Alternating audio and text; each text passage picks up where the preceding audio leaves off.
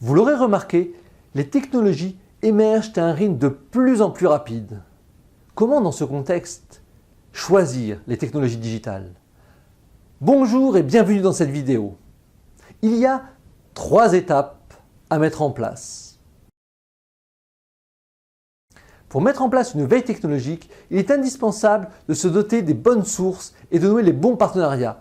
D'une part, avec des analystes des marchés comme Gartner Group ou Forrester Research qui offrent une vision prospective et globale de l'émergence des technologies, mais aussi avec des acteurs qui mettent sur le marché ces technologies. Pour établir la roadmap technologique pertinente, on peut établir cette veille en suivant plusieurs fenêtres. Une fenêtre de 1 à 2 ans, de 3 à 5 ans et plus de 6 ans. Le graphique présenté ici est issu de l'étude Gartner d'août 2018 Hype Cycle for Emerging Technologies et mise en forme par Aryuko.com. Il montre la maturité des technologies que l'on peut classer selon plusieurs catégories comme les devices, les interfaces utilisateurs, l'Internet of Things ou le Big Data.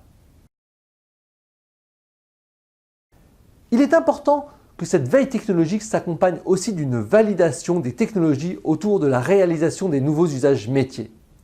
La mise en œuvre d'un DigiLab, un laboratoire digital interne à l'entreprise, va pouvoir illustrer et valoriser les technologies dans des transformations de scénarios métiers et de nouveaux usages. Cela permettra de passer du Proof of Technology au Proof of Usage, sans oublier de mettre l'utilisateur au centre. Au-delà des technologies, la stratégie d'acquisition et de gestion de ces dernières reste un des enjeux primordiaux. Parmi les questions à se poser, faut-il internaliser ou externaliser la solution et les compétences? Deuxième question, faut-il fabriquer les solutions ou les acheter? En conclusion, choisir des technologies digitales passe par 3 étapes.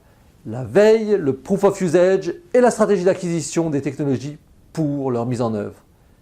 Et bien sûr, ne pas oublier de mettre les technologies au service des utilisateurs et non l'inverse. Merci de votre attention et à bientôt dans une prochaine vidéo.